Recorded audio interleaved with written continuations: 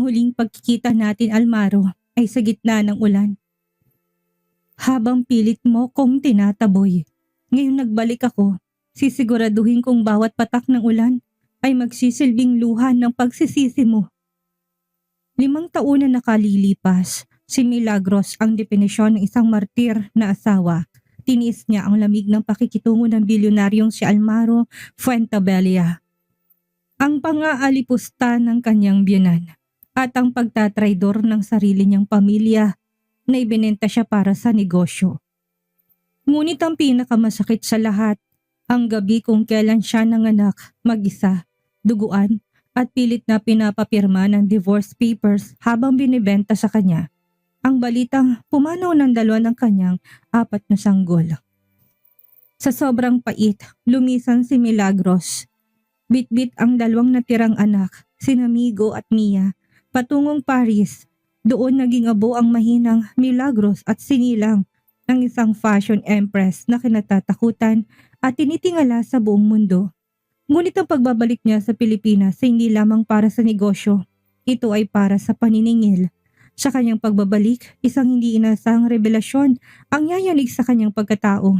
Ang 2 anak na akala niya'y pumanaw na, sina Alfie at Alvin, ay buhay. Pinalaki sila ni Almaro sa loob ng isang ginintoang hawla. Itinago sa mundo at ginawang replika ng kanyang malamig na pagkatao. 4 na bata, iisang muka, iisang dugo. Nang magtagpo ang 4 na genius quadruplets, hindi nila hayaang manatiling magkahiwalay ang kanilang mga magulang.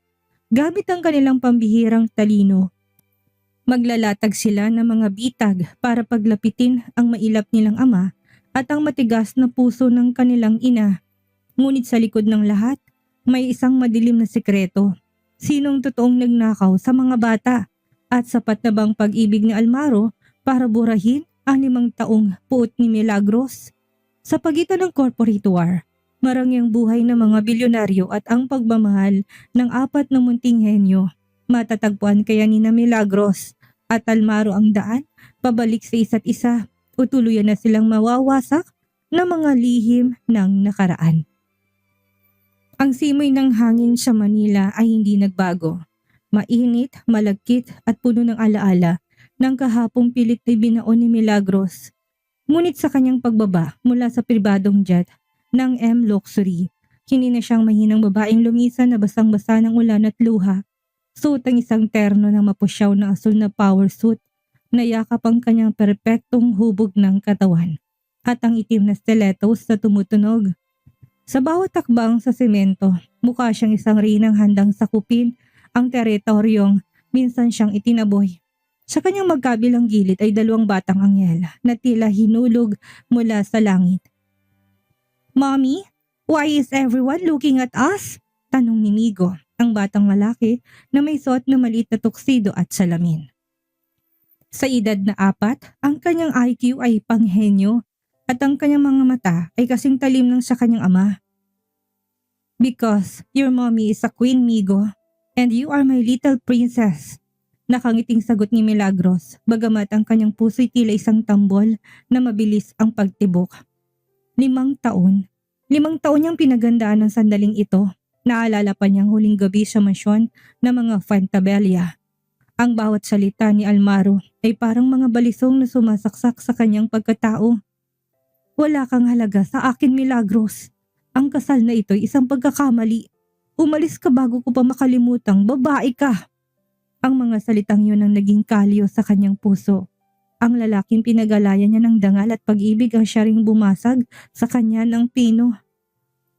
"Welcome back, Miss Milagros," bati ng kanyang head of security na si Marcus. Nakahanda ng sasakyan patungo sa hotel. Ngunit may balita kami. Ang Fuentabella Group ay may mahalagang event sa kabilang terminal. Tumigas ang anyo ni Milagros. Pinagpatuloy ang paglalakad. "Hindi tayo nandito para magtago." Habang binabaybay nilang VIP lounge ng airport, isang malaking LED screen ang nagpakita na isang live broadcast. Ang titulong nakasulat, "The Steel King of Real Estate, Almaro Fuentabella and his successors." Napatigil si Milagros. Sa screen, nakita niya si Almaro. Mas lalo itong naging makisig. Ang panga ay mas lalong naging kanto at ang mga matay parang yelo sa lamig. Ngunit ang nagpatigil sa paghinga ni Milagros ay ang dalawang batang lalaki na nakatayo sa magkabilang gilid ni Almaro. Sila'y sina Alfie at Alvin. Ang kanilang mukha ay eksaktong replika ni Migo at Mia. "Mommy, look!" bulong ni Mia, ang kanyang anak na babae na may hawak na teddy bear. "The boy on the TV! He has my eyes! And he looks like Migo!" Nanlambot ang mga tuhod ni Milagros. Ang sabi ng doktor sa ospital noon sa Maynila, pumanaw ang dalawa niyang sanggol dahil sa panghihina. Iyon ang dahilan ng kanyang matinding depression. Pero bakit ngayon? Ang mga batang ito ay buhay at nasa piling na lalaking naging dahilan ng kanyang pagdurusa. "Madam, kailangan na nating umalis." Paalala ni Marcos nang mapansing nagkakagulo ng mga tao sa paligid. Ngunit huli ng lahat, ang mga pintuan ng VIP lounge ay bumukas at pumasok ang isang kawan ng mga bodyguards. Sinusundan ng isang lalaki ang aura ay sapat na para magpatahimik sa buong silid. Si Almaro Fantabella. Nagtagpo ang kanilang mga mata. Ang oras ay tila huminto. Ang ingay ng airport ay naglaho at ang tanging narinig ni Milagros ay marahas sa pagtibok ng sarili niyang puso.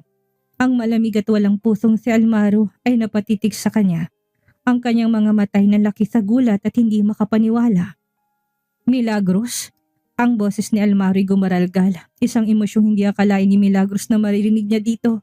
Tumingin si Almaro sa mga batang hawak ni Milagros. At pagkatapos ay sa sarili niyang mga anak na sina Alfie at Alvin na kasunod niya. Ang pagkakahawig ng apat na bata ay hindi maipagkakaila. Sila ay isang hulma. "Buhay ka," muling sabi ni Almaro at tinangka nitong humakbang palapit. "Huwag kang lalapit, Mr. Fantabella." Pigil ni Milagros. Ang kanyang boses ay kasing talim ng labaha. "Ang babaeng pinatay mo 5 taon na nakakaraan ay hindi na babalik. Ang kaharap mo ngayon ay ang babaeng sisiguro sa pagbagsak ng imperyong tinayo mo sa ibabaw ng aking mga luha." Lumingon si Milagros sa kanyang mga anak. "Migo, Mia, let's go. We don't talk to strangers." Iniwan ni Milagros si Almaro na tulala sa gitna ng airport habang ang apat na bata, ang quadruplets na pinaghiwalay ng tadhana, ay nagpalitan ng makahulugang tingin. Sa murang isip ng apat na henyo, alam nilang ito na ang simula ng isang malaking laro. Hindi maalis ni Milagros ang panginginig ng kanyang mga kamay habang nasa loob ng sasakyan patungo sa kanilang hotel. Ang tagpong iyon sa airport ay paulit-ulit na bumabalik sa kanyang isipan. Ang mukha ni Almaro na puno ng gulat at ang dalawang batang tila kinuha sa sarili niyang sinapupunan. "Mommy, you're shaking?" Malumani na sabi ni Migo habang hinahawakan ng kamay ng ina. "Don't worry, we are here. If that man is the Steel King, then I am the Diamond Prince. I can crush his system in minutes." Napangiti ng bahagya si Milagros. Ang kanyang mga anak, ang kanyang lakas. "Thank you, Migo. Pero sa ngayon, hayaan niyo na muna si Mommy na lumaban sa paraang alam ko." Kinabukasan, ang balita tungkol sa pagbabalik ng CEO ng M Luxury ay naging mitya ng usap-usapan sa business district. Ngunit ang mas malaking balita, ang nakatakdang merger meeting sa pagitan ng M Luxury at ng Fantabella Group. Ito ay isang trap na sadyang nilatag ni Milagros para sa kanyang paghihiganti. Pumasok si Milagros sa conference room ng Fantabella Tower na suot ang isang pulang dress na sumisigaw ng kapangyarihan. Pagpasok niya, doon nakaupo si Almaro sa dulo ng mahabang mesa. Ang kanyang presensya ay tila isang bagyong nagbabanta. "Let's start," malamig na bungad ni Milagros. Hindi tinitingnan ang mga mata ni Almaro. "Milagros, hindi tayo mag-uusap tungkol sa business hanggat hindi mo sinasabi sa akin ang totoo," seryosong sabi ni Almaro. Pinatayo niyang lahat ng board members at pinalabas sa mga to. "Sino mga batang kasama mo kahapon? Bakit sila kamukhang kamukha nina Alfie at Alvin?" Tumayo si Milagros at lumapit sa harap ni Almaro. Nilapag niyang kanyang mga kamay sa mesa, tinitigan ng lalaki ng buong tapang. "Bakit, Almaro? Interesado ka ba sa mga batang itinapon mo? Kasama ko 5 taon nang nakakaraan. Nung gabi na pinapirma mo ko ng divorce papers habang nag-aagaw buhay ako sa ospital. Kinalimutan mo na ang karapatan mo bilang ama. Hindi ko alam na 4 sila, sigaw ni Almaro. Ang kanyang boses ay yumanig sa loob ng silid. Ang sabi sa akin, 2 lang ang nakaligtas, sina Alfie at Alvin. Ang sabi nila, pumanaw ka na kasamang 2 pang sanggol. Napatigil si Milagros. Isang sandali ng katahimikan ng namayani. Anong sabi niya? Hindi niya alam. Ngunit bago pa siya makasagot, bumukas ang pinto ng boardroom. Pumasok ang 4 na bata. Sina Migo, Mia, Alfie at Alvin. Ang mga gwardiya sa labas hindi sila napigilan dahil ang 4 na bata ay gumamit ng kani-kanilang tablet para i-hack ang security system ng pinto. Nagulat ang 2 matatanda nang makitang 4 na bata na magkakatabi. Ang pagkakatulad nila ay nakakakilabot. 4 na bersyon ng iisang mukha, ngunit may kanya-kanyang bagsik ng tingin. Hi Dad! Hi Mom! Sabay-sabay na sabi ng 4. Alfie! Alvin? Paano kayo nakarating dito? Gulat na tanong ni Almaro. Si Alfie ang pinakamalakas ang loob sa 4 ay humakbang pasulong. We tracked Migo and Mia's location the moment we saw them at the airport. We've been talking through an encrypted chat for the past 12 hours. It turns out we have the same DNA. And surprisingly, the same taste in expensive gadgets. Mommy, tawag ni Mia, ang bunsong babae. They said their daddy told them you were an angel in heaven. But you're right here. Why did he lie? Tumingin si Milagros kay Almaro. Ang galit sa kanyang mga matay na haluan ng pagkalito. Kung totoo ang sinasabi ni Almaro na akala nito'y patay na siya, sinong nagmaniobra ng lahat? Milagros, makinig ka. Lumapit si Almaro sa pagkakataong ito, hindi niya napigilan ang kanyang sarili na hawakan ng braso ni Milagros. May nagbalak na sirain tayo. May nagnakaw sa 2 nating anak mula sa akin at may nagsinungaling sa akin tungkol sa kalagayan mo. Bitawan mo ko, bulyaw ni Milagros. Bagamat may bahid na ng pag-alilangan sa kanyang puso. Hindi pa rin ito mabubura ang katotohanang hinayaan mo akong itaboy ng pamilya mo. Sa gitna ng tensyon ng 2 magulang, nagkatinginan ng quadruplets. Si Migo'y may hawak na tablet at may pinakita sa screen. Dad! Mom! Stop shouting! If you want to know who the real villain is, I just hacked into the old hospital records of 2021. The person who signed the death certificate of Mom and the twins is someone all we know. Lahat din napatingin sa screen ng tablet. Doon, lumitaw ang pangalan ng isang taong pinagkakatiwalaan ni Almaro sa loob ng Fantabella Group. Ang twist, hindi lang pamilyang kalaban, kundi isang lihim na organisasyon na gustong kontrolin ang yaman ng mga Fantabella gamit ang mga bata. Ang katahimikan sa loob ng boardroom ay kasing bigat ni isang sumpa. Nakatitig si Milagros sa tablet na hawak ni Migo. Ang pangalang nakasulat sa dokumento bilang nag-utos na ideklarang patay. Siya at ang 2 niyang anak ay walang iba kung hindi si Doña Esmeralda Fantabella, ang ina ni Almaro. Ang sarili mong ina, bulong ni Milagros, ang kanyang boses ay nanginginig sa puot.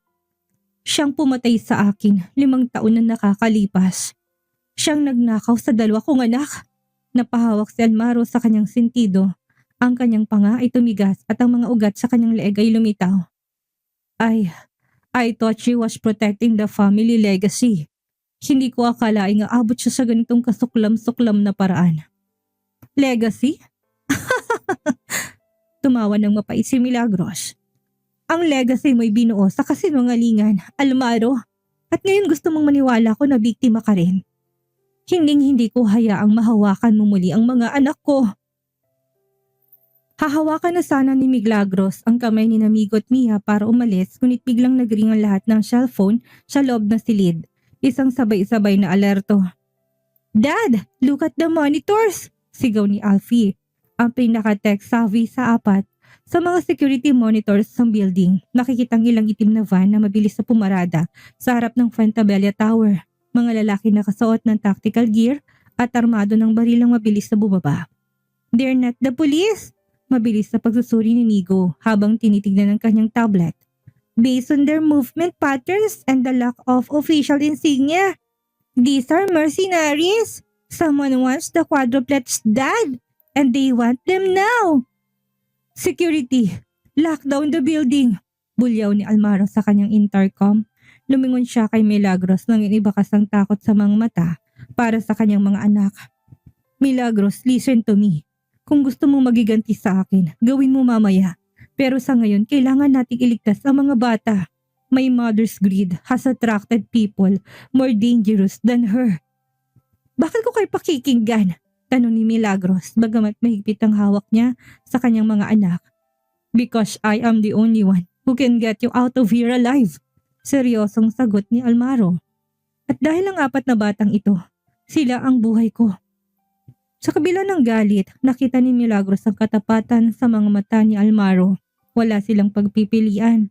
Sa tulong ng coding ni Namigo at Alfie, na-bypass nila ang mga elevator at dumaan sa isang secret passage na tanging ang CEO lamang ang nakakaalam. Dinala sila ni Almaro sa isang tagong mansyon sa labas ng syudad. Isang safe house na napapalibutan ng high-tech security at matataas na pader. Pagpasok nila sa mansyon, sinalubong sila ng marangyang paligid, ngunit para kay Milagros, ito ay isang ginitoang kulungan. Dito muna kayo. My men will guard the perimeter 24/7. Milagros, you and the kids will stay in the east wing. I will stay in the west. Don't take these changes anything, Almaro, banta ni Milagros habang inaayos ang gamit ng mga bata. Once the danger is gone, I am taking my children back to Paris. We'll see about that, sagot ni Almaro. Ang kanyang boses ay bumalik sa pagiging malamig, ngunit may halong pait. Nang sumapit ang gabi, hindi makatulog si Milagros. Lumabas siya sa balkonahe at doon niya nakita ang 4 na bata na magkakasama sa garden. Nakaupo sa damuhan sa ilalim ng buwan. Nagbubulungan sila. Target confirmed, narinig niyang sabi ni Alvin. The person who sent the mercenaries is connected to grandmas of your accounts. We need to leak the evidence to the press, but not yet, dagdag ni Migo. We need to make mom and dad fall in love again first. That's the only way we stay as one family. Operation Parent Trap? Tanong ni Mia. Operation Quadruplets Revenge? Pagtatama ni Alfie. Nalaki ang mga mata ni Milagros. Ang kanyang mga anak. Pinaplano silang pag-isahin muli ni Almaro. Biglang naramdaman ni Milagros ang init ng isang katawan sa kanyang likuran. Ang pamilyar na pabango ni Almaro ay humahalimuyak sa hangin. They are brilliant, aren't they? Bulong ni Almaro sa kanyang likuran. Hindi gumalaw si Milagros. Masyado silang matalino para sa mundong ito, Almaro, at masyado silang mabuti para sa isang amang katulad mo. Hinawakan ni Almaro ang balikat ni Milagros at pilitong iniharap sa kanya. Milagros, alam ko na marami akong pagkukulang. Pero nung gabing umalis ka, kalahati ng pagkatao kong namatay. Hayaan mong patunayan ko sa iyo na ang Almaro na kinamumuhian mo'y nagbago na. Sa ilalim na liwanag ng buwan, unti-unting nilapit ni Almaro ang kanyang mukha sa mukha ni Milagros. Ramdam ni Milagros ang mainit nitong hininga. Sa isang iglap, ang puot ay tila natutunaw ng isang matinding atraksyon na 5 taon na niyang pilit na pinapatay. Ngunit bago pa magdampi ang kanilang mga labi, isang malakas na pagsabog ang narinig mula sa gate ng mansyon. They are here! Sigaw ni Migo mula sa garden. Ang malakas na pagsabog ay nagpayanig sa buong mansyon. Halos mabasag ang mga bintanang gawa sa mamahaling kristal. Sa isang iglap ang rumasa sa pagitan ni Milagros at Almaro na palitan ng adrenaline at takot. Migo! Mia! Alfie! Alvin! Sigaw ni Milagros. Habang mabilis na tumatakbo pababa ng hagdan patungo sa garden. Bago pa man siya makaabot sa mga bata, isang malakas na brasong humila sa kanya. Stay behind me, Milagros. Huwag kang lalabas, bulyaw ni Almaro. Nilabas itong isang tactical handgun mula sa kanyang tagiliran. Isang bagay na hindi nakala ni Milagros sa daladala ng isang CEO. Almaro, mga bata! Nasa safe room na sila, tugon ni Almaro. I signaled them the moment the perimeter was breached. They are safer there than with us. Sa labas sa mga anino ng mga mercenaries ay mabilis na kumikilos. Ngunit ang ikinagulat ni Milagros ay nang makita niyang pamilyar na bulto na isang lalaki na bumaba mula sa nangungunang sasakyan.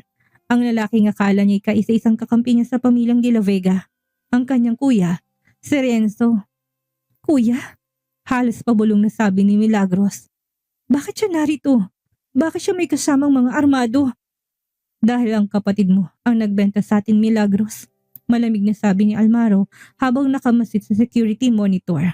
Siya ang kapartner ng aking ina sa pag-ubos ng pondo ng Fantabella Group.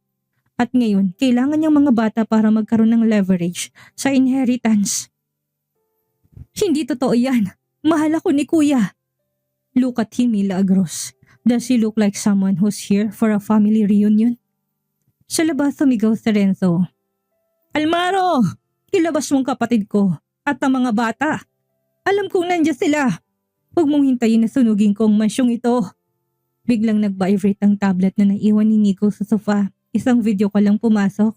Nang sagutin to ni Milagros, lumitaw ang mukha ng 4 na batang nasa loob ng isang high-tech na bunker sa ilalim ng mansyon. Mommy, don't listen to Uncle Renzo, sabi ni Alfie nang yun may suot ng headset.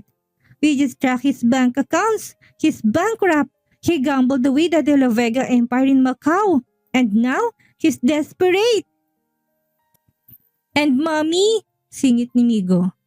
The mercenaries he brought are professionals, but they have a weakness. I'm currently hacking their communication system. In 30 seconds, their earpieces will emit a high-frequency sound that will temporarily paralyze them.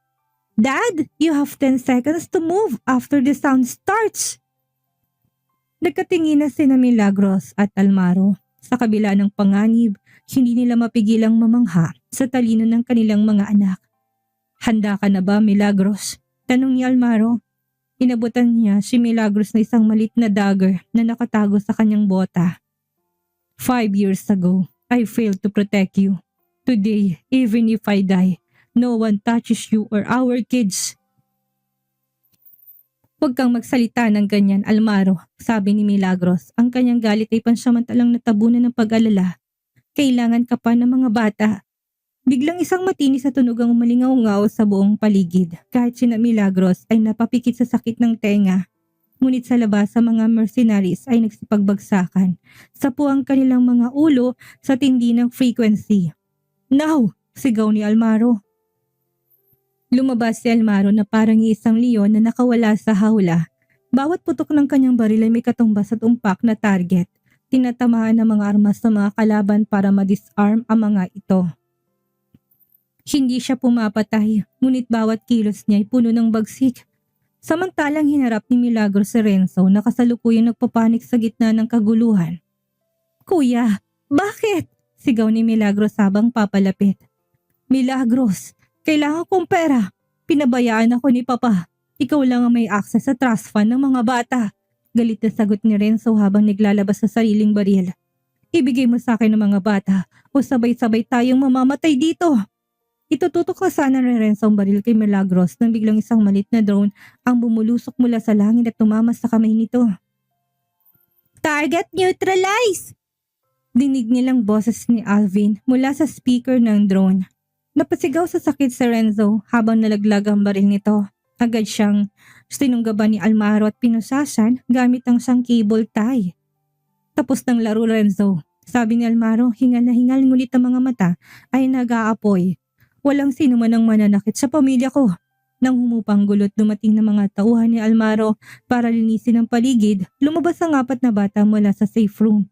Sabay-sabay silang tumakbo at niyakap ang kanilang mga magulang. Sa gitna ng madilim na gabi, napagtanto ni Milagros ang isang bagay. Si Almaro, ang lalaking itinuring niyang kaaway, ay ang kaisa-isang pader na humarang sa pagitan nila at ng kamatayan. Milagros, tawag ni Almaro habang karga sina Alfie at Alvin. I'm sorry for everything. Tumingin si Milagros sa kanyang mga anak na ngayon ay masayang nag-uusap tungkol sa kung paano nila nahak ang mga kalaban. Napabuntong hininga siya. Ang paghihiganti niya ay tila unti-unting naglaho.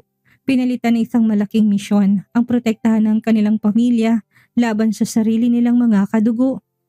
Hindi pa tayo tapos mag-usap, Almaro, sabi ni Milagros. Ngunit sa pagkakataong ito, wala nang talim sa kanyang boses. Pero salamat sa pagliligtas sa amin. Habang dinadala si Renzo, bumulong ito kay Milagros. Akala mo ba ako lang ang may kailangan sa mga bata? Ang asawa mo, Hindi mo pa alam ang buong katotohanan kung bakit kanya pinakasalan noon. Ang bango ng baril at usok ay unti-unti na naglaho sa paligid ng mansyon. Ngunit ang mga salitang iniwan ni Renzo ay parang lason na mabilis na kumakalat sa sistema ni Milagros.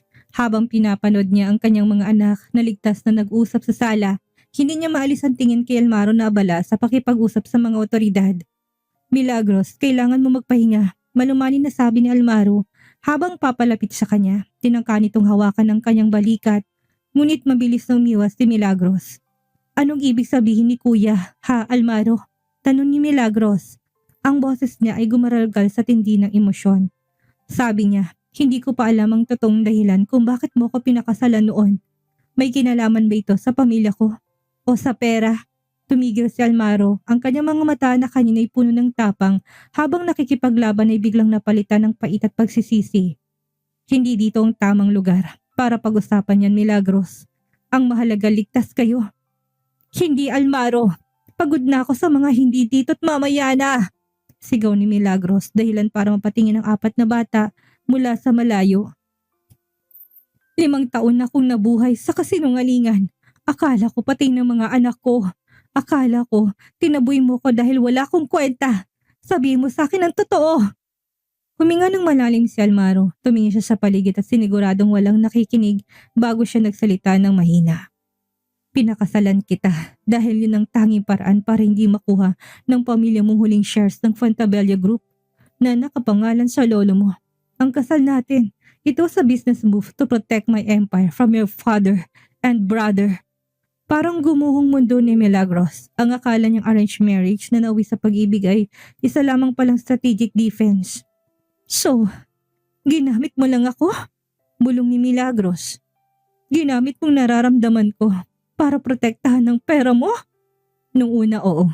Pag-amin ni Almaro, ang kanyang boses ay puno ng pait. Pero Milagros, minahal kita. Hindi ko inasahan na mahulog ako sa'yo. Pero nalaman ni Mama ang plano ko. Nalaman niya na mas pinapahalagahan na kita kaysa sa kumpanya. Yun ang dahilan kung bakit niya ginawang lahat para paghiwalayin tayo. She threatened to kill you and the babies if I didn't let you go. Sa gitna ng kanilang pagtatalo, lumapit ang apat na bata. Si Migo ay may hawak na namang laptop habang si Alfie ay nakahalukip-kip, tila isang malit na abogado. Mom, Dad, stop being so dramatic, sita ni Alfie. We already found the contract. It's in the hidden safe of Grandma's study. And Dad is telling the truth. Mostly, but there's more, singit ni Migo habang pinapakitang isang scan document sa screen.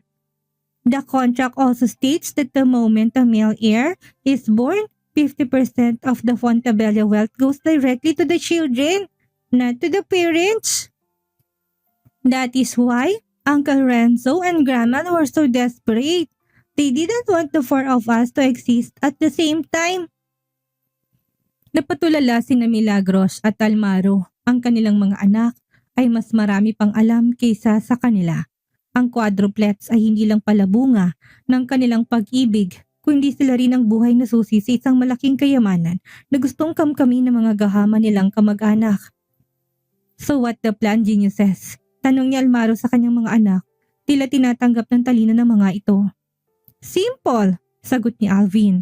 Ang pinakatahimik ngunit pinakamatalas ang isip. We go to the annual Fontabella Gala tomorrow night. We show the world that the heirs are complete. We expose Grandma's crimes in front of the board.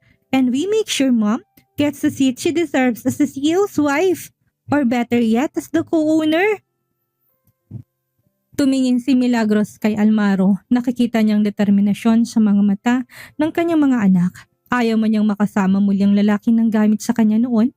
Kailangan niyang protektahan ang kinabukasan ng kanyang 4 ng munting henyo.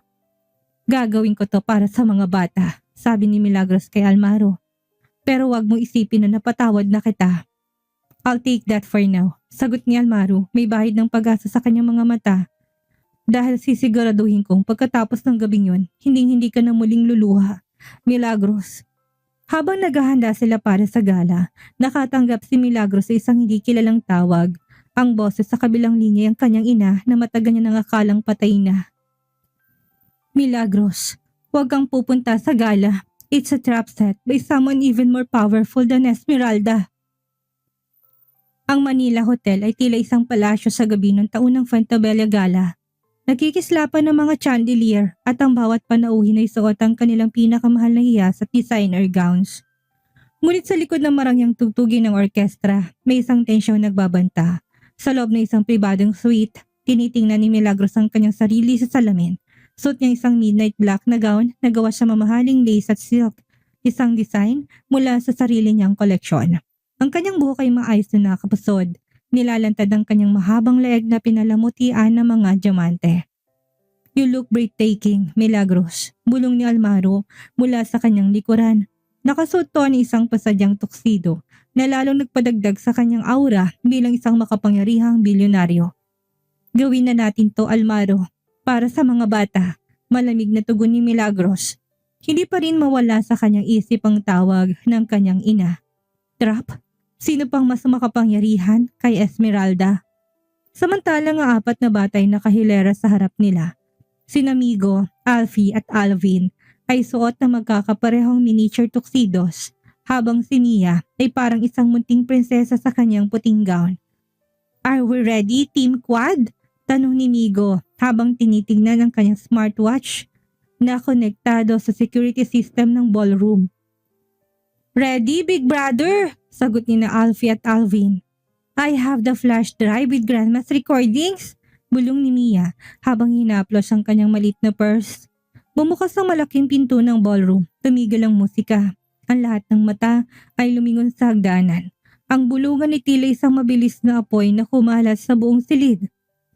Si Milagros de la Vega. Buhay siya? At sino mga batang yan? 4? Naglakad sina Milagros at Almaro na magkahawak kamay. Sa gitna nila ang 4 na bata. Ang bawat hakbang nila ay puno ng otoridad. Sa dulo ng ballroom nakatayo si Doña Esmeralda. Namutla ang matanda. Ang baso ng champagne na hawak nito ay halos mabitawan sa gulat. Almaro, anong kalokohan ito? Singhal ni Esmeralda nang makalapit sila. Sino mga batang ito na kamukha ni na Alfie at Alvin? At bakit kasama mong babaeng yan? Ito ang aking asawa, Milagros Fantabella, at silang aming mga anak, ang 4 na tagapagmana ng Fantabella Group. Deklara ni Almaro sa harap ng lahat.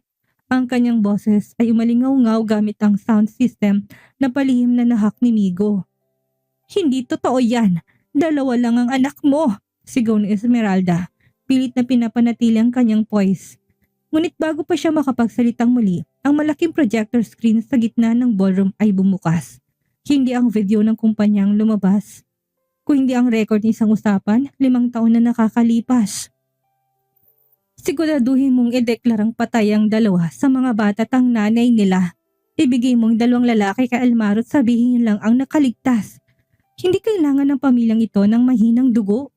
Yun ang boses ni Esmeralda. Ang buong ballroom ay napasinghap. Ang mga flash ng kamera ng mga media ay walang tigil sa pagkuha ng litrato sa namumutlang matanda. You're finished, Grandma, malamig na sabi ni Alfie habang hawak ang kanyang tablet. We found the hospital's dark file that you tried to delete. Justice is a dish best served with a high-speed internet. Susugurin sana ni Esmeralda si Milagros nang biglang may pumasok isang grupo ng mga kalalakihan sa ballroom. Hindi sila mga pulis. Sila'y mga tauhan na may tatak na isang pamilyar na logo sa kanilang mga baro, ang logo ng Rojas Syndicate. Isang matandang lalaking may hawak na tungkod ang naglakad papasok. Nalaki ang mga mata ni Milagros. Lolo, bulong ni Milagros. Ang kanyang lolo sa panig ng kanyang ina na akala niya matagal nang pumanaw. Milagros, apo, sinabihan ka ng ina na huwag pumunta dito, sabi ng matanda. Ngayong nailantad niyo na ang dumi ng mga Fantabella. Oras na para kunin ko nararapat para sa aking apo. At kasama na doon ang pag-ubos sa lahat ng Fantabella, kabilang ng asawa mo. Nayakap ni Milagros ang kanyang 4 na anak. Ang paghihiganti niya kay Almaro ay biglang naging maliit kumpara sa digmaang sinimulan ng sarili niyang kadugo. Lolo, wag! Sigaw ni Milagros. Piliin mo, Milagros, sabi ng matandang Roja. Ang pamilyang sumira sa'yo o ang pamilya magbibigay sa'yo ng kapangyarihan. Dahil sa gabing ito, isa lang ang pamilyang mananatiling nakatayo. Ang lolo ni Milagros ang totoong mastermind kung bakit naghirap ang pamilyang De La Vega. Para mapilitan, si Milagros na bumalik sa kanya at maging reyna ng kanyang sindikato. Ang marangyang ballroom na kanina lang ay puno ng tawanan ay naging mistulang battlefield.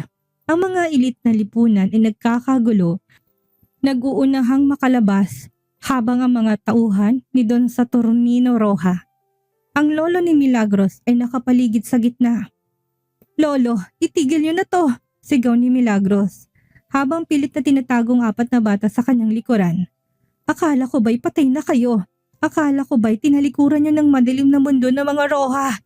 Tumawa ng pausang matanda. Ang bawat tuktok ng kanyang tungkod sa sahig ay tila tunog ng kamatayan. Ang isang Roja ay hindi namamatay ng ganong kadali, Milagros. Naghintay ako. Hinayaan ko saktan ka ng mga Fantabella para mapatunayan mo sa sarili mong wala kang mapapala sa kanila. Ngayong wasak ng reputasyon ni Esmeralda, kukunin ko ng para sa akin at kasama doon ang 4 na henyong tagapagmana. Kumarang si Almaro sa harap ni Milagros. Ang kanyang mga matay nag-aapoy sa galit, ngunit kalmadong kanyang bawat galaw. "Hindi mo sila makukuha sa tornino." Habang humihinga pa ako. "Matapang ka, Almaro. Katulad ka rin ng iyong ama," ngisinis na Tornino. "Pero tignan natin kung hanggang saan ang tapang mo kapag ang buhay ng asawa mo ang nakataya." Sa isang iglap, tinaas ng mga tauhan ni Saturnino ang kanilang mga armas. Ngunit hindi sila nakatutok kay Almaro kundi kay Milagros. "Dad, don't move!" sigaw ni Migo. Mabilis niyang nakuha ang atensyon ng lahat ng iangat niya ang kanyang smartwatch. "I've already bypassed the hotel's gas lines. One wrong move from your men, great-grandpa, and this entire floor goes up in flames. I calculated the blast radius. No one survives, not even us." Napatigil ang mga tauhan ni Saturnino. Maging si Saturnino ay napatingin sa 4 na taong gulang na bata na may malamig na determinasyon sa mga mata. "You're a Roja indeed." Bulong na matanda't may halong paghanga. Matalino, walang takot. "Migo, wag!" Pigil ni Milagros. Ang kanyang puso'y halos sumabog sa kaba. "Mommy, we have to protect the family," sagot ni Mia. Ang kanyang boses ay nanginginig ngunit matapang. "Alfie and Alvin are already uploading great-grandpa's software accounts to the international police. In 5 minutes, his entire empire will be frozen." "Anong sabi mo?" Buliyaw ni Saturnino. "Mga bata lang kayo. Paano niyo nagawa yan?" "Huwag mong minamalit ang mga anak ko," singhal ni Almaro. Ginamit niya ang pagkakataong yon para sunggaban ng baril na pinakamalapit na tauhan at mabilis na tinutokto kay Saturnino. "Umalis kayo dito bago pa dumating ang Interpol. O gusto mong mabulok sa kulungan sa huling mga araw mo?" Ngunit bago pa man makasagot si Saturnino, isang putok ng baril ang malingaw-ngaw mula sa itaas ng palapag. Isang sniper. "Almaro!" sigaw ni Milagros na makita niyang tumalsik si Almaro. Ngunit hindi si Almaro ang natamaan. Siya ang sinalo nito. Ang balay tumama sa balikat ni Almaro, dahilan para mapaluhod ito sa sahig habang dumanak ang dugo sa kanyang puting tuksido. "Almaro, no!" Tumakbo si Milagros at sinalong dugo ang asawa. "Bakit mo ginawa yon? Bakit?" Dahil mahal kita, Milagros." Hirap na sabi ni Almaro habang pilit nang ngumingiti sa gitna ng sakit. 5 taon kitang hinanap. Hindi ko hayaang mawala ka ulit sa akin."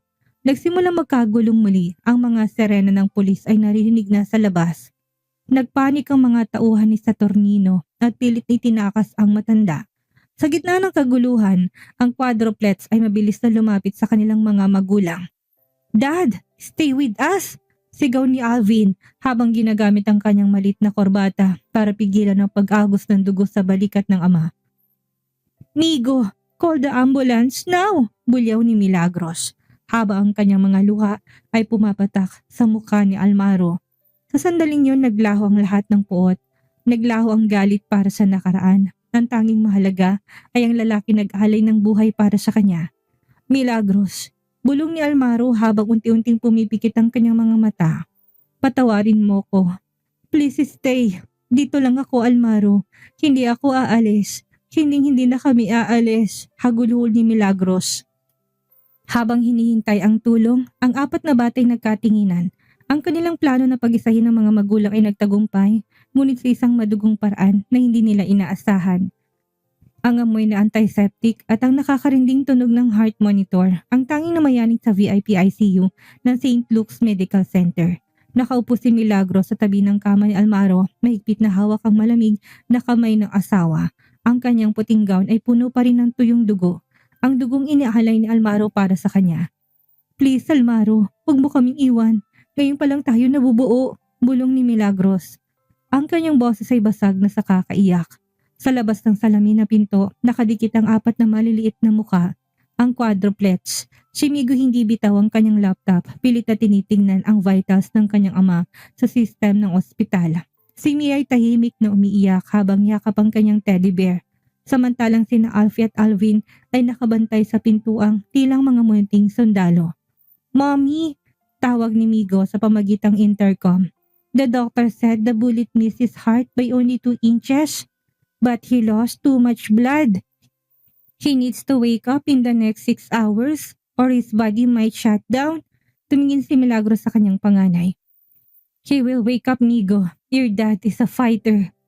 Biglang bumukas ang pinto ng hallway. Pumasok isang babaeng kahit sa gitna ng kahihiyan ay pinipilit pa rin maglakad ng may dangal. Si Doña Esmeralda, nakaposas ang isa nitong kamay sa isang pulis na nakabantay. Ngunit pinayagan tong bumisita bago dalhin sa kulungan. "Anong ginagawa mo dito?" bulyaw ni Milagros. Agad na tumayo para harangin ang matanda. Ang kanyang mga matay nag-aapoy sa galit na 5 taon niyang kinimkim. "Anak ko siya, Milagros."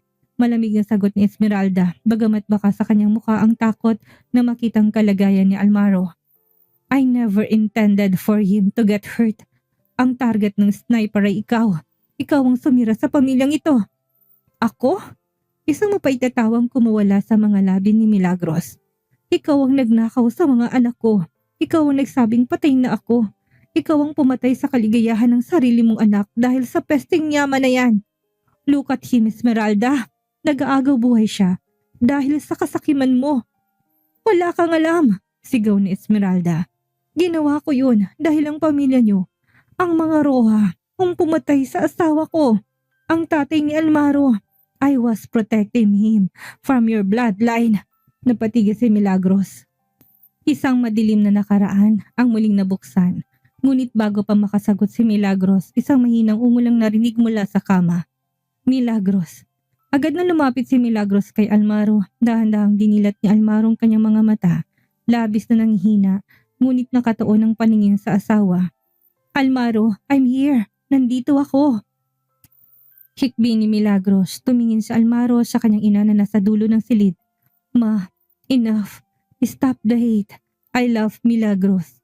More than the empire, more than my life." Napahagulhol si Esmeralda. Ang kanyang matigas na puso tila tuluyan ng gumuho nang makitang paghihirap ng kanyang kaisa-isang anak. Sa sandaling yon, pumasok ang quadruplets. "Dad, you're awake?" Sabay-sabay nilang sigaw. Lumapit ang apat at pinalibutan ang kama. "Hey, my little geniuses." Pilit ng ngiti ni Almaro. Inabot niyang kamay ni Milagros at ang kamay ni Migo. "I'm sorry for missing 5 years. I promise I'll make it up to you." "You better, Dad," sabi ni Alfie habang pinapahiran ang luha. "I already drafted a 20-year plan for our family vacations. You can't die yet." Ngunit sa gitna ng madamdaming tagpo, biglang nag-vibrate ang phone ni Milagros. Isang unknown number. Nang sagutin niya to, boses na isang lalaki narinig niya. Isang boses na mas nakakilabot kaysa kay Saturnino. "Touching scene, Milagros. But don't get too comfortable. Your grandfather Saturnino escaped the police transport and is not going away without his prize, the quadruplets." Nabitawan ni Milagros ang phone, tumingin siya sa bintana ng ospital at nakita ang isang itim na van na mabilis na huminto sa tapat ng entrance. Ang lolo ni Milagros ay hindi lang basta sindikato. Siya ay may koneksyon sa loob ng kapulisan at ang escape niya ay sadyang pinlano para makuhang mga bata sa gitna ng kaguluhan sa ospital. Ang paligid ng St. Luke's ay nabalot ng tensyon nang biglang mamatay ang lahat ng ilaw sa VIP floor. Ang tanging nagbibigay ng liwanag ay mga red emergency lights na nagpapakitang gilas sa madidilim na pasilyo. Isang hudyat na nagsimula ng hospital siege. "Mommy, the hospital's main server has been breached," sigaw ni Migo habang mabilis na nagtitipa sa kanyang laptop. Great-grandpa's men are using a signal jammer. We can't call for backup from the outside. Niyakap ni Milagros ang 4 na bata habang si Almaro ay pilit na bumabangon mula sa kama. Kahit pa bumubuka ang kanyang tahi at muling dumadanak ang dugo sa kanyang benda. Almaro, wag. Masyado kang mahina. Pagpigil ni Milagros. Milagros, hindi ko sila hayaang makuhang mga anak natin. Hingal na sabi ni Almaro. Inabot niyang isang emergency phone sa tabi ng kama, ngunit wala itong dial tone. Don't worry, Dad. We've got this. Seryosong sabi ni Alfie. Alvin, execute program. Ghost protocol. Copy that? Sagot ni Alvin. Mabilis nang kinuha ang ilang hospital equipment, isang portable defibrillator, mga IV stands at ilang bote ng alkohol. Habang naririnig ang mabibigat na hakbang ng mga tauhan ni Saturnino sa labas ng pinto, ang 4 na bata ay kumilos na parang sang SWAT team. Si Mia, ang pinakamaliit ay naglabas ng mga marbles at laser pointers mula sa kanyang bag. Milagros, dali mo mga bata sa dulo ng silid. Utos ni Almaro nang biglang sumabog ang pinto ng ICU. Pumasok ang 3 armadong lalaki, ngunit bago pa sila makapagpaputok, biglang nag-ibang kulay ng mga ilaw sa silid. Naging strobe lights ito na nakakahilo, kasabay nitong isang malakas at matinis sa tunog na galing sa speakers ng ospital na nahak ni Migo. Ah, my ears! Sigaw ng isang mercenary. Sa gitna ng kalituhan, mabilis na hinila ni Mia ang isang nylon string na nakatali sa pinto, dahilan para matapon ng daang marble sa sahig. Nadula sa mga kalaban at bumagsak ng pasubsob. Now, Alvin! Bulyaw ni Alfie. Pinindot ni Alvin ang defibrillator na ikinabit niya sa basang sahig na may halong alkohol at asin. Isang malakas na kuryente ang dumaloy, dahilan para mangisay ang 3 lalaking hanggang sa mawalan sila ng malay. Target neutralized, malamig na sabi ni Migo. But more are coming. Based on the thermal scans I'm seeing on my screen, there are 10 more men on this floor. Milagros, kailangan nating lumabas dito, sabi ni Almaro habang inaalalayan siya ni Milagros. Dadaling ko kayo sa helipad, may mga naka-standby na chopper doon. Pero paano ka, Almaro? Hindi mo kaya maglakad ng malayo. Kakayanin ko, Milagros, para sa inyo. Habang binabaybay nilang madilim na pasilyo, sinalubong sila ni Don Saturnino sa tapat na elevator. Hawak nitong isang tungkod na may nakatagong baril. Ang matanda'y tila isang demonyong galing sa impyerno. Ang kanyang mga matay nalilisik sa galit. Ibinigay ko sa iyong lahat, Milagros. Ang pangalang Roja ay kapangyarihan. Bakit mas pinili mong lalaking ito? Sigaw ni Saturnino habang tinuturo si Almaro. Dahil ang kapangyarihan mo ay gawa sa dugo at luha, Lolo, sagot ni Milagros. Ang pagmamahal ni Almaro ang bumuo sa akin, habang ambisyon mong pumatay sa pagkatao ko. Kung ganun, mamatay kayong lahat. Akmang ipuputok na ni Saturnino ang kanyang baril nang biglang bumukas ang elevator sa likuran niya. Hindi pulis ang lumabas, kundi si Doña Esmeralda. Nakatakas ito sa mga pulis sa tulong ng sarili niyang mga tauhan, ngunit sa halip na tumakas palayo, bumalik siya para sa kanyang anak. Saturnino, sigaw ni Esmeralda. Tapusin na natin ang gulo ng mga pamilya natin. Isang putok ng baril ang umalingaw-ngaw. Nagulat ang lahat ng makitang binaril ni Esmeralda si Saturnino sa binti, dahilan para mapaluhod ang matanda. Almaro, Milagros, umalis na kayo. Isakay niyo mga bata sa chopper. Bulyaw ni Esmeralda. Haharapin kong kasalanan ko, pero hindi ko hayaang mamatay ang anak at ang mga apo ko sa kamay na matandang ito. Ma, bulong ni Almaro. Go, that's the only way I can be a mother to you again. Mabilis na tumakbo sina Milagros at Almaro kasamang 4 na bata patungo sa rooftop. Sa bawat takbang ramdam ni Milagros ang bigat na sakripisyo ng bawat isa. Nang marating nilang helipad, ang hangin ay malakas at ang ulan ay nagsimulang pumatak. Isang helicopter na naghihintay sa kanila. Habang pasakay na sila, napansin ni Mikong isang timer sa kanyang tablet. Mom, Dad, the helicopter, it's rigged with the C4. If we fly, we die. Sino naglagay ng bomba? Hindi si Saturnino, hindi si Esmeralda. Kung hindi piloto na pala yan, nagbabalat kayong kapatid ni Milagros sa Renzo na nakatakas din sa kulungan. Ang dagundong ng helicopter ay humahalo siya malakas sa kulog sa kalangitan. Basang-basa na ng ulan sina Milagros at Almaro habang ang quadruplets ay nakasilong sa ilalim ng wing ng chopper. Ngunit ang binalita ni Migo ay tila isang kidlat na tumama sa kanilang lahat. Mom, Dad, don't get in. The fuel line is connected to pressure-sensitive C4. Sigaw ni Migo, ang kanyang mga daliri nanginginig habang pilit na dinedecode ang signal sa kanyang tablet. Biglang bumukas ang pinto ng pilot seat, lumabas ang isang lalaking may suot na helmet. Ngunit nang alisin ito, tumambad ang mukha ni Renzo de la Vega. Ang kanyang mga matay puno ng kabaliwan at desperasyon. Huli ng lahat, Milagros.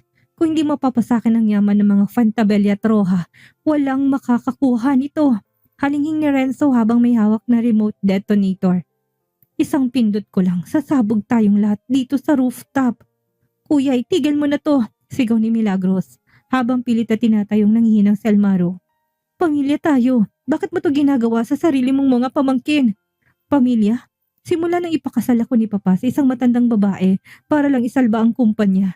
Kinalimutan ko ng salitang pamilya, bulyaw ni Renzo. Ikaw, Milagros. Ikaw ang paborito. Ikaw ang binigyan ng trust fund at ngayon ang mga anak mong magmamana ng lahat? Hindi ako papayag. Humakbang ng bahagya si Almaro sa harap ni Milagros.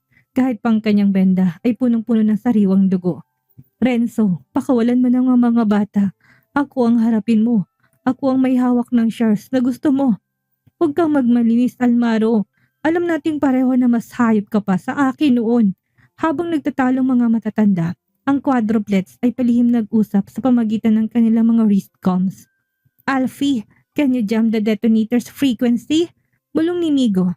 I'm trying but it's an analog trigger. I need to get closer to the receiver inside the cockpit. Sagot ni Alfie. I'll distract him, presenta ni Mia, bago pa man sila mapigilan ni Milagros. Tumakbo ang munting batang babae patungo kay Renzo habang umiiyak. Tito Renzo, please don't hurt us. I'm scared. Hikbi ni Mia. Napatigil si Renzo kahit papano'y may natitira pang katiting na konsensya sa kanyang puso nang makitang umiiyak na pamangkin. Mia, bumalik ka doon. Huwag kang lalapit. Yun ang pagkakataong hinintay ni Alfie. Mabilis siyang gumapang sa kabilang panig ng chopper at pumasok sa cockpit. Gamit ang kanyang maliit na screwdriver, mabilis niyang pinutal ang blue wire na nakakonekta sa receiver ng bomba. Target is armed! Sigaw ni Alfie mula sa loob. Narinig to ni Renzo. Ano? Mga buwisit na bata! Susugurin sana ni Renzo si Alfie nang biglang sumugod si Almaro ng buong lakas. Kahit na may tama ng bala, ang lakas na isang amang nagpoprotekta sa kanyang pamilya ay naging sapat para itumba ang mas malusog na si Renzo. Napuno ang paligid ng tunog ng mga kamao at hiningang gumaralgal. Milagros, kunin mo na mga bata. Takbo! Sigaw ni Almaro habang sakal-sakal sa Renzo sa gilid ng helipad. Hindi kita iiwan, Almaro! Sigaw ni Milagros. Kumuha siya ng isang bakal na pipe mula sa gilid at buong lakas ninampas ang braso ni Renzo na may hawak na detonator. Nalaglag ang detonator sa labas ng gusali. Sa galit ni Renzo, tinulak niya si Almaro patungo sa gilid ng rooftop. Kung mamamatay ako, isasama kita sa akin. No! Tili ni Milagros. Nakahawak na lang si Almaro sa bakal na rehas ng rooftop habang si Renzo ay nakasabit sa binti nito. Isang maling galaw at mahulog silang dalawa mula sa ika-50 palapag. Almaro, kapit lang! Sigaw ni Milagros habang pilit ay hinihila ang kamay ng asawa. Ang quadruplets ay mabilis ding lumapit at tumulong sa paghihila sa kanilang ama. Let go of him, Uncle Renzo! Sigaw ni Migo. Biglang dumating ang mga otoridad kasama si Doña Esmeralda. Nadugo ang dinadala ng mga pulis. Nang makita ni Renzo na wala na siyang takas, isang mapait ng ngiti ang sumilay sa kanyang mga labi. Binitawan niyang binti ni Almaro. Milagros, patawarin mo ako, bulong ni Renzo bago siya tuluyang nahulog sa kadiliman ng gabi. Naiahon ni Milagros at ng mga bata si Almaro. Sabay-sabay silang bumagsak sa sahig ng rooftop. Hingal na hingal, basang-basa at puno ng sugat. Sa gitna ng ulan, niyakap ni Milagros ang kanyang asawa at ang 4 na anak. Tapos na ang lahat, hikbi ni Milagros. Tumingala si Almaro sa langit habang ang ulan ay humuhugas sa dugo sa kanyang mukha. Buhay tayo, sama-sama tayo. Habang nililinis ng mga pulis ang rooftop, nakita ni Migong isang huling mensahe sa tablet ni Renzo. Hindi si Renzo ang utak ng lahat. May isang mastermind na nasa ibang bansa nagpupondo sa kanila. Isang taong nagpakilala lamang bilang the first wife. Isang linggo matapos ang madugong engkwentro sa rooftop, ang sikat na araw ay muling sumisilip sa bintana ng presidential suite ng ospital. Ngunit sa loob ng silid, hindi pa rin lubos ang kapayapaan. Si Almaro ay maayos ng lagay bagamat may mga benda pa rin sa kanyang balikat at katawan. Nakaupo si Milagro sa gilid ng kanyang kama, habang ang quadruplets ay abala sa kanilang gadgets sa sofa. Milagros. Tawag ni Almaro, ang kanyang boses ay puno ng pagsisisi. Hindi ko alam kung paano ko pasasalamatan ang tadhana dahil binigyan niya pa ako ng pagkakataon na makasama kayo. Huwag mo nang isipin yun, Almaro. Ang mahalaga, tapos ng gulo kay kuya at lolo. Sagot ni Milagros. Bagamat may bumabagabag sa kanyang isipan, ang mensahe nakita ni Migo sa tablet ni Renzo tungkol sa The First Wife.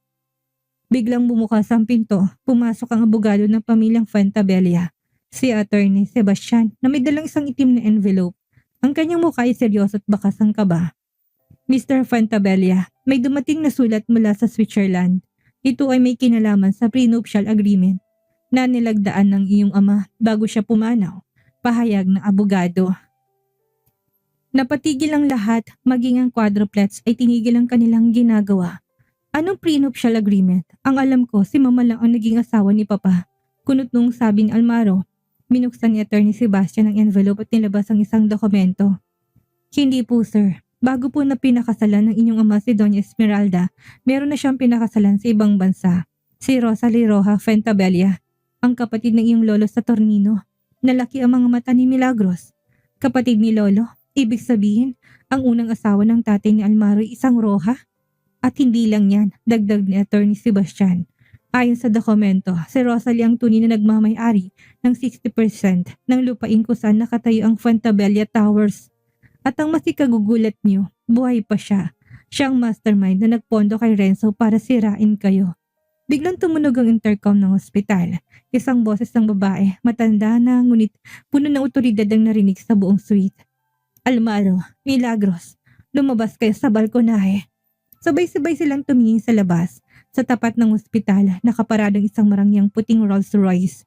Isang matandang babaeng nakasuot ng all-white na terno at may hawak na perlas ang nakatayo doon, nakatingala sa kanila habang nakangiti na nakakatakot.